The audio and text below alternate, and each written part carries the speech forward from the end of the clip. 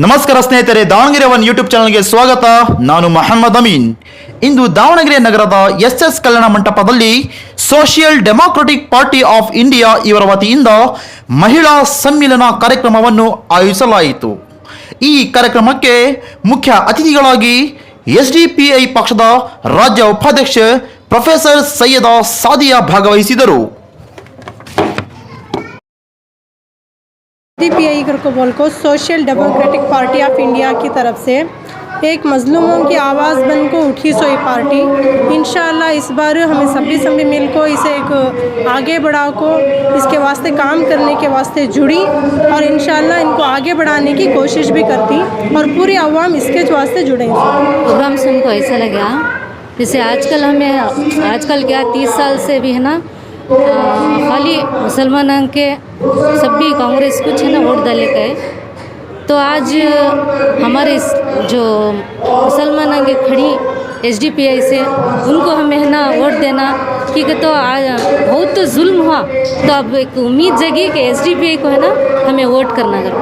अल्हम्दुलिल्लाह हमें ये नहीं, हमें पहले जो अवसर कर रहे थे माशाल्लाह बहुत अच्छा काम कर रही है पार्टी SDPI. यहाँ हमें देखो थे इनको कितना सोशल वर्कर बहुत वर्क अच्छा कर रही है इन्होंने. हमें क्या है था इस बार है ना SDPI से जुड़ को इनके हौसला अफजाई देखो, इनके एक ताकत बन दिखाना. SDPI का नारा है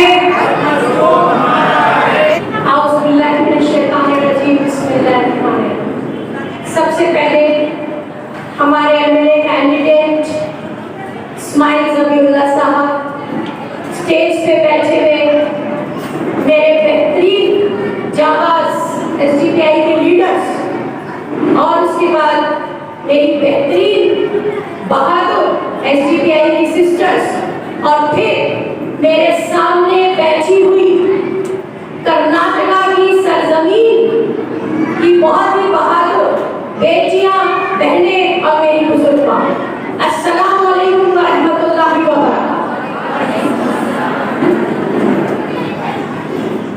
मैं आपसे बहुत कुछ बोलना चाहती हूँ. कुछ गम, कुछ जख्म, कुछ दर्द आपके साथ बांटना चाहती हूँ.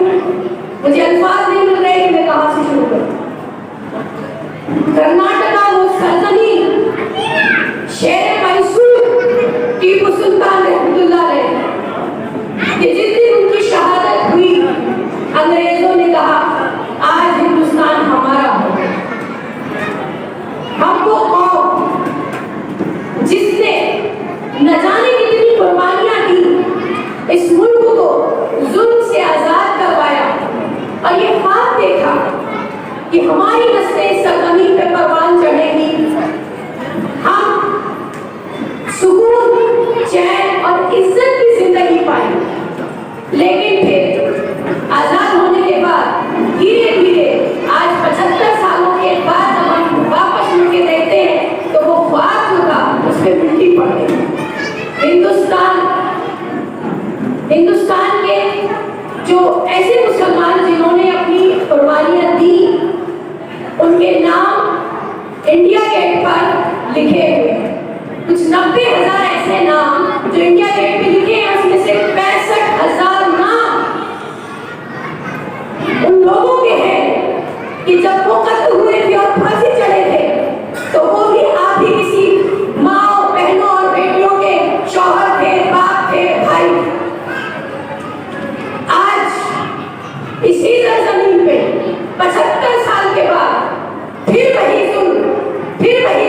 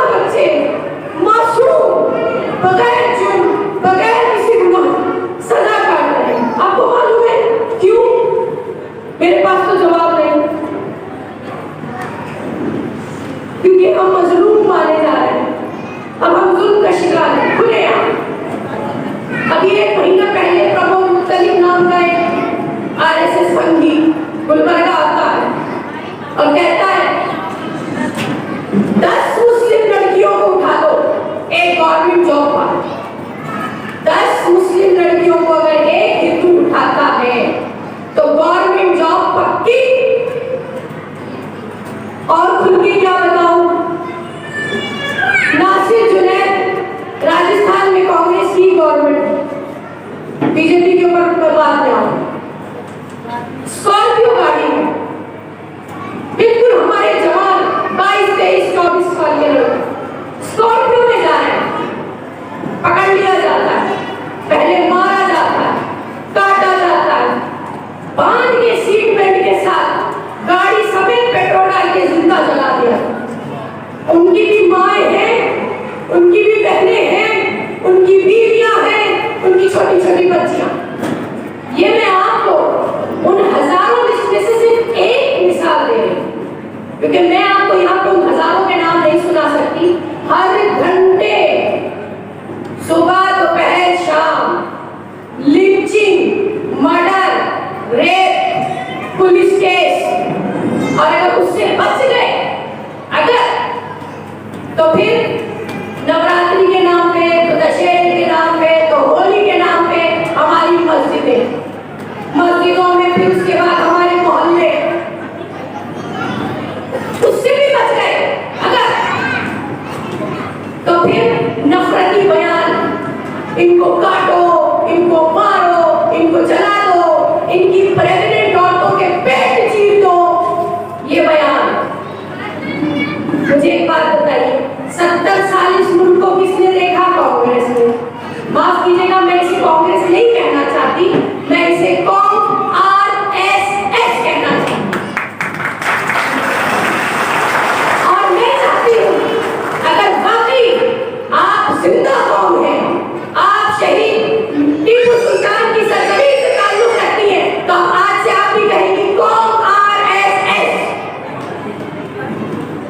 उसके बाद आपने देखा अभी 9 तारीख से मेरी बच्चियों के एग्जाम शुरू हो गए, तो एजुकेशन मिनिस्टर ने कह दिया हिजाब के साथ एग्जाम देना अलाउड नहीं होगा, जबकि केस अभी सुप्रीम कोर्ट में है।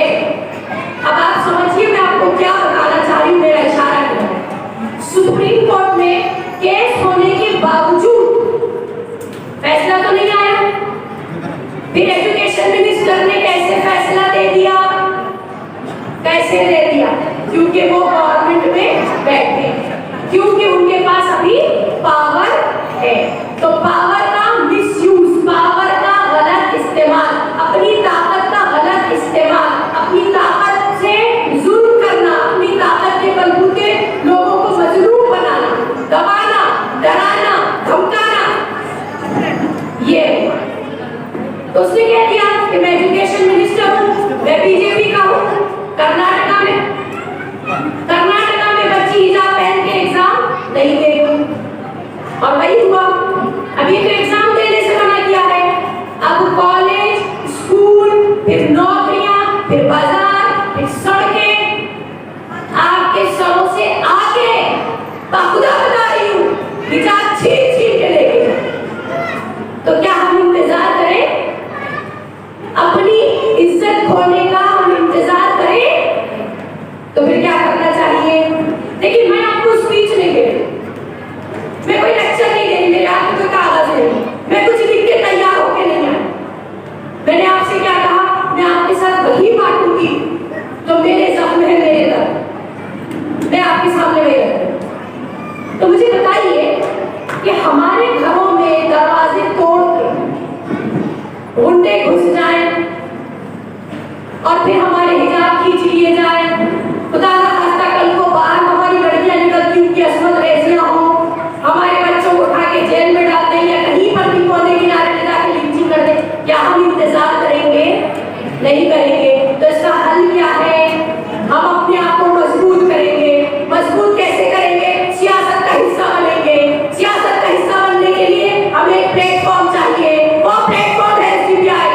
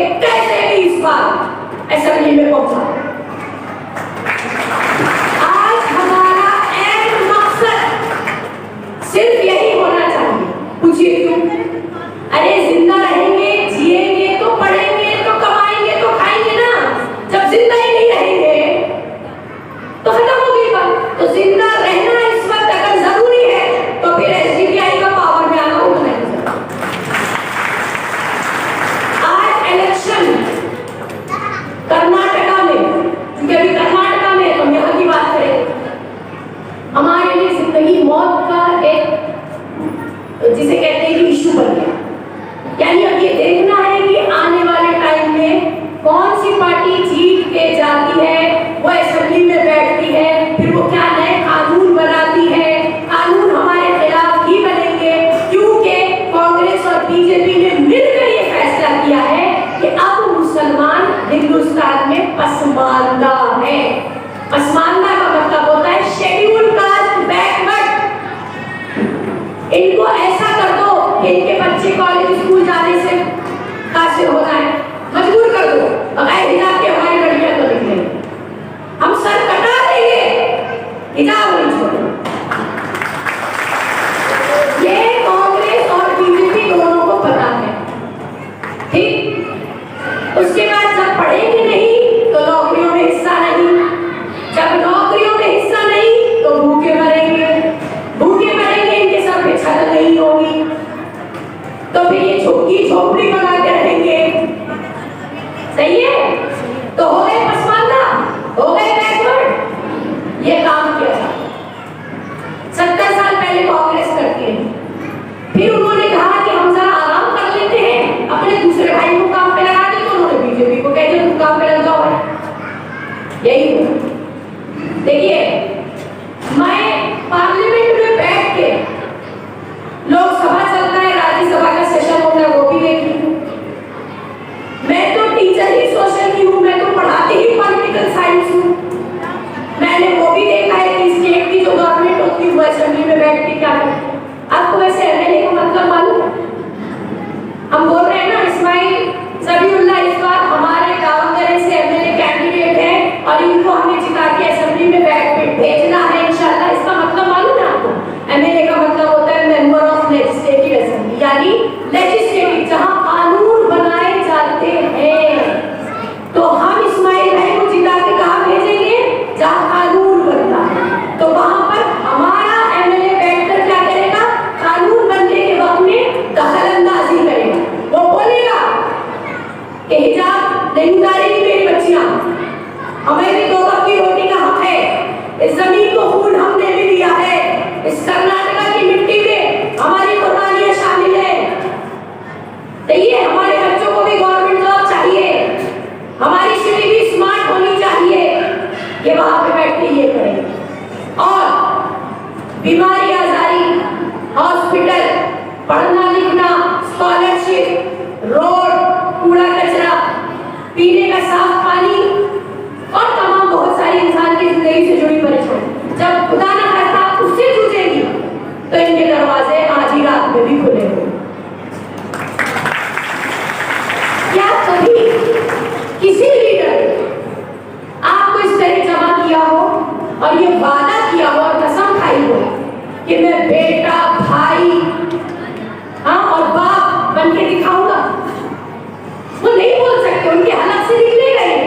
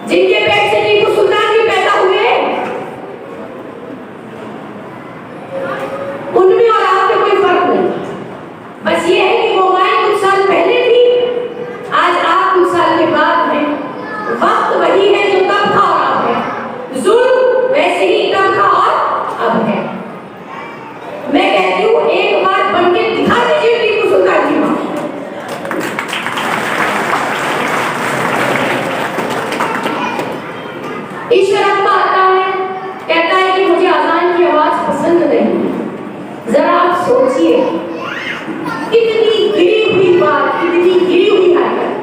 अगर गवर्नमेंट में बैठे हुए लोग इस मिजाज के हैं कि वो कहते हैं कि उनको अजान की आवाज पसंद नहीं, तो यकीनन मस्जिदें बंद करा देंगे, वो भी नहीं। अभी देखिए आप बैंगलोर में जबरदस्ती मस्जिदों में घुस गए और हवन करा और पूजा शुरू कर दी। पता नहीं हमारी कितनी दरगाहें बुजुर्गों की तोड़ दी। आपको तो अभी खबर नहीं है क्योंकि आपके मोबाइलों में वो खबर भी आती ही नहीं है कि हमारी कई हजार मस्जिदें इस हिंदुस्तान में अलग अलग स्टेट में शहीद हो चुकी। यहाँ तक कि कोर्ट, जिसे हम क्या कहते हैं, इंसाफ का घर, अगर इंसाफ दे सकती तो वह अपनी मस्जिद के वक्त दे दे। अगर इंसाफ दे सकती तो हिजाब के वक्त पर दे सकती। अगर इंसाफ देने वाली होती तो आज हमारे बच्चों की लिंचिंग मर्डर रुक गए होते। अगर इंसाफ देने वाली होती तो हमारे नौजवान बच्चे जो अपनी जिंदगियां खत्म कर रहे हैं जेलों से बाहर। और मैं आपको एक 14 साल 15 साल से SDPI आई, उससे पहले SDPI नहीं। हमारे बुजुर्ग या हमारी और जो जनरेशन खत्म हो गई, दादा कहिए परदादा कहिए, वो कांग्रेस को आपको मालूम है क्यों वोट डालते हैं? उन्होंने क्यों डाला? क्योंकि उनके पास ऑप्शन नहीं था, उनके पास और कोई रास्ता नहीं। अगर हमारे पास दो दुश्मन और हमें पता है कि एक बड़ा एक छोटा, तो हम किससे लड़ना पसंद करेंगे? किससे लड़ना पसंद करेंगे? छोटे दुश्मन से। तो हमारे बाप दादा वही करते हैं। उनको लगा बीजेपी RSS बड़ी दुश्मन है, इसलिए कांग्रेस नाम के छोटे दुश्मन को ही अपना लो, ठीक है, और इनको वोट डालो और बीजेपी से हम लड़ रहे हैं। उनके पास ऑप्शन नहीं। लेकिन फिर क्या हुआ? 13-14 साल पहले जब ज्यादा ही मुसलमानों के ऊपर जुल्म और ज्यादती शुरू हो गई, अल्लाह ताला ने आसमानी मदद की शक्ल में आपको एक रास्ता दिखा दिया। क्या रास्ता? SDPI। अब बड़ा दुश्मन हो कि छोटा दुश्मन, अब हमें फिक्र करने की जरूरत नहीं, क्योंकि अब हमारे पास ऑप्शन है, अब हमारे पास रास्ता है। अगर ये रास्ता होते हुए हम आंखें बंद कर लें, रास्ता होते हुए भी उस रास्ते पर ना चले, उसको ना अपनाए, तो फिर हम अपने आप को क्या कहेंगे? बेवकूफ। हम बेवकूफ हैं, हम भी अंधे हैं, गूंगे हैं, बहरे हैं, हमारा दिमाग खराब हो चुका है, या फिर हम मुर्दा हो चुके। रास्ता होते हुए रास्ते पे न जाना, ये किस बात की अलावा? जुल्म, अपने ऊपर खुद जुल्म करें। अल्लाह ताला कुरान में कहता है उस कौम की हालत नहीं बदलता जब तक कि वो कौम खुद अपनी हालत बदलना ना चाहे।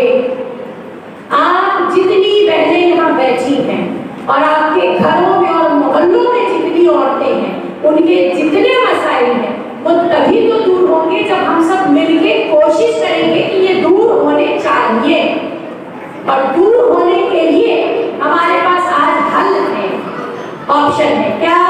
SDPI।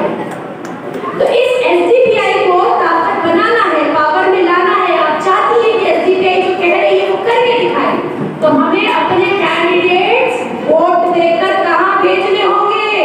असेंबली में। अब आज चूंकि मैं दावंगरी की सरजमीन पे खड़ी हूँ, तो मैं आज यहाँ की बात करूंगी।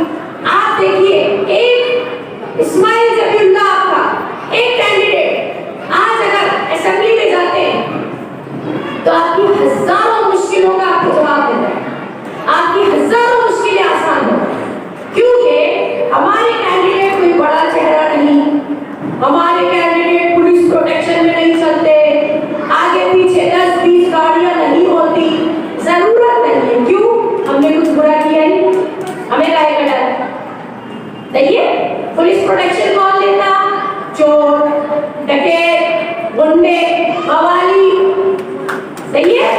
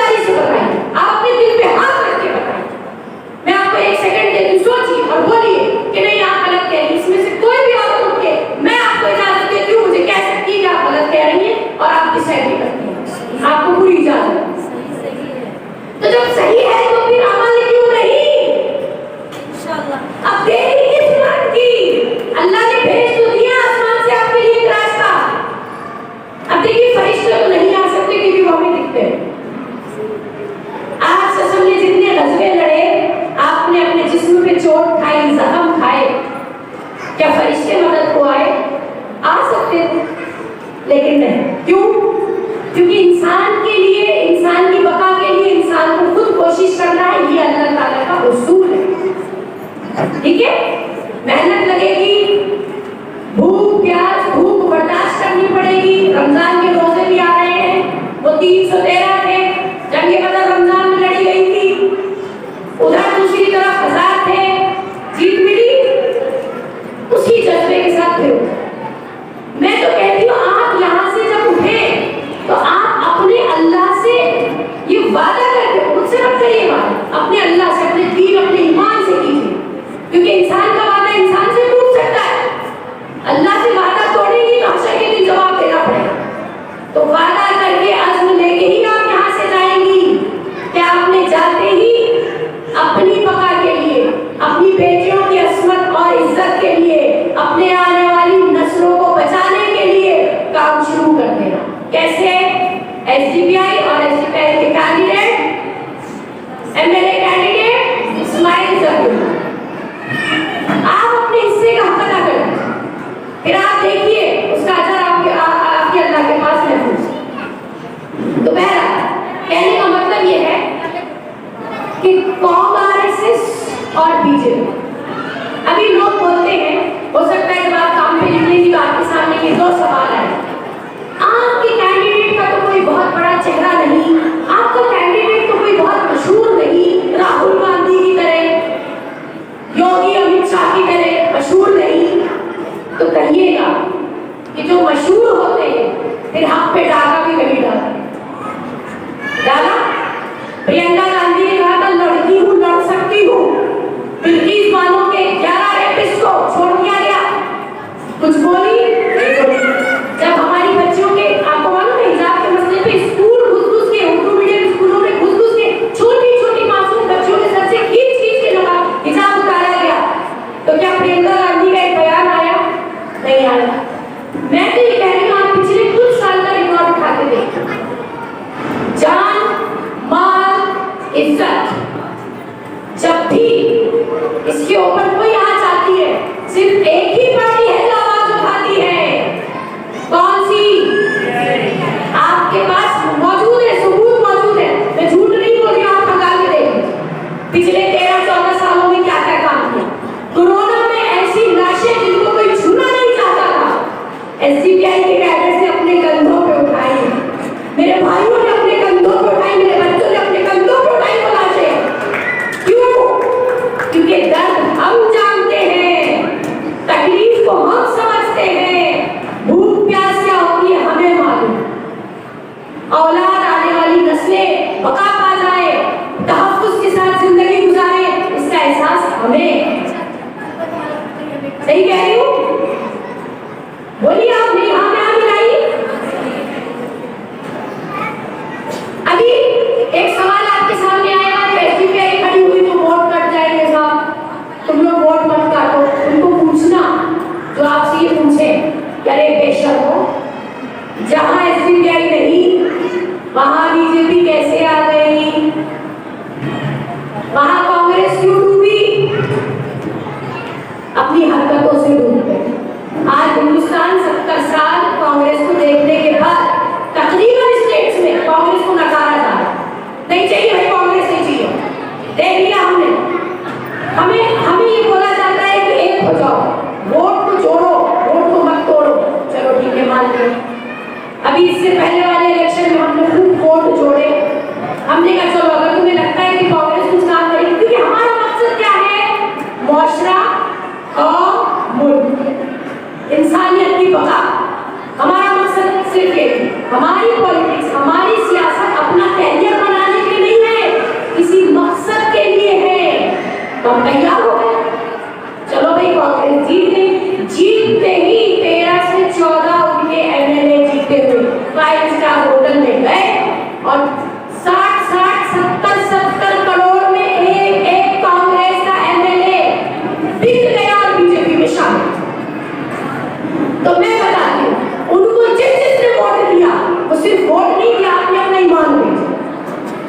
वो बिके, आपका वोट बिका। वोट क्या है?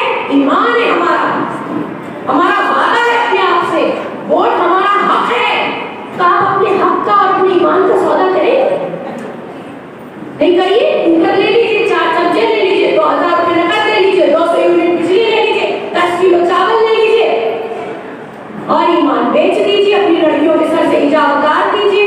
आने वाली नस्लें पैदा होकर जिंदा रहेंगी कि नहीं रहेंगी, पढ़ने को मिलेगा, नौकरी मिलेगी कि नहीं मिलेगी, सब बेच दीजिए और उन 2000 रुपयों में आपका गुजारा चलेगा। चंद बर्तन लेके आपका गुजारा चलेगा, 200 यूनिट बिजली लेके के आपका गुजारा चलेगा। मुझे बताइए, फैसला आपको करना है कि आपके लिए इम्पोर्टेंट क्या चीज है।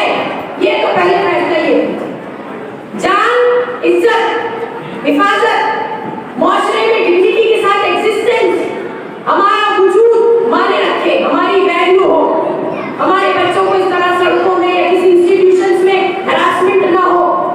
यही हमारी जिंदगी का असल मकसद है।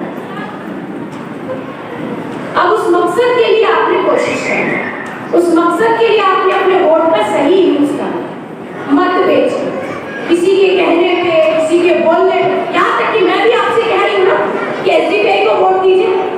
आप सोचिए, सोच लीजिए, फिर फैसला। मैं क्या कर रही हूँ, मैं अपने हिस्से की जिम्मेदारी, अपनी मॉरल ड्यूटी, अपने हिस्से का हक यहाँ पे खड़े होकर अदा कर रही हूँ। मैं आप तक सच पहुंचा रही हूँ। सुनने के बाद फैसला आपको करना है। सही बात? अगर आपने फैसला कर लिया है तो यहाँ से वादा देके उठिएगा। और जो औरतें हमारे साथ जुड़ना चाहती हैं, जो कहती हैं कि हाँ भाई मैं भी एक टीपू सुल्तान की माँ की हैसियत रखती हूँ, तो वो अपना नाम यहाँ देके जाए। कुछ नहीं करना, आप सिर्फ इतनी कोशिश कीजिए कि आने वाले इलेक्शन के टाइम पे आप जो कुछ यहाँ सुन के चाह रहे हैं, 5-5, 10-10 औरतों तक उस मैसेज को पहुंचाइए। मेरी बात आपने सुनी, आपकी बात अपने रिश्तेदार, दोस्त, मोहल्ले। क्यों मालूम? क्योंकि आप भी तो दर्द रखती है ना, आप भी तो चाहती है ना हिफाजत। बस बात खत्म। छोटी सी बात, मैं चाहती हूँ आपकी हिफाजत, आप चाहती हैं अपने और लोगों की हिफाजत। तो ये मैं हिफाजत का काम हमें करते चले जाना है, चेन बनानी, और इसी चेन में हमने वोट मजबूत करना। एक पॉलिटिकल पार्टी को लाके, एक प्लेटफॉर्म को लाके, मैं आपको एक बात कहूँ, हमारे पास एसडीपीआई में पार्टी बड़ी होती है, लीडर नहीं। मालूम क्यों? अगर लीडर को बड़ा कर दिया, लीडर को हीरो बना दिया, तो वो तो कल को वोट लेके कहीं भी दिख जाए। सही है? पार्टी कभी नहीं दिखती। कौन दिखता है? लीडर, एमएलए, एमपी, पॉलिटिशियन, सियासतदान, ये दिखते हैं क्योंकि बोलियां लगती हैं। तो अगर आपसे ये 2 सवाल का जवाब मैंने आपको समझाया कि कोई कहे कि भाई बड़ा लीडर नहीं है, तो लीडर हमारे पास बड़ा नहीं होता, हमारे पास पार्टी बड़ी है। कल को जब आप वोट एसडीपीआई को डालेंगे, आप डालेंगे इस्माइल जबीउल्लाह को वोट, लेकिन आपका काम करेगी कौन? एसडीपीआई। आपकी हिफाजत करेगी कौन? एसडीपीआई। खुदा ना खास्ता कोई मौका आया, कोई परेशानी आई, तो अपने आप को सामने करेगी कौन? एसडीपीआई। आपके लिए एक ढाल का काम करेगी एसडीपीआई। आप सवाल पूछ सकती है एसडीपीआई से। और दूसरा, अगर कोई कहे कि वोट बटेंगे, तो उनको बोलना अब ये वाली साजिश पुरानी हो गई, अब कुछ नया लेकर आओ। ये वाली टॉफी पुरानी हो गई, अब एक नई टॉफी लाओ। बहुत हो गया सुनते सुनते, यही गोली दे के, गोली अफीम की खिला के हमको और हमारे जहनों को और कौम को सुला दिया। हमारे घरों में डकैती और चोरियां कर गए। जब हमारी आंख खुली तो हम बोल गए हाय ये क्या हो गया। सही है? हम सो गए थे, हमें अफीम की गोली दे के सुला दिया। कहीं कांग्रेस ने सुला दिया, कहीं बीजेपी ने सुला दिया, और आंख खुली तो हम उठ चुके, हम बर्बाद हो चुके। अभी इलेक्शन एक फिर मौका, हमेशा हर 5 साल के बाद इलेक्शन एक मौका होता है कि जनता अपनी ताकत दिखा दे कि हम तुम्हारा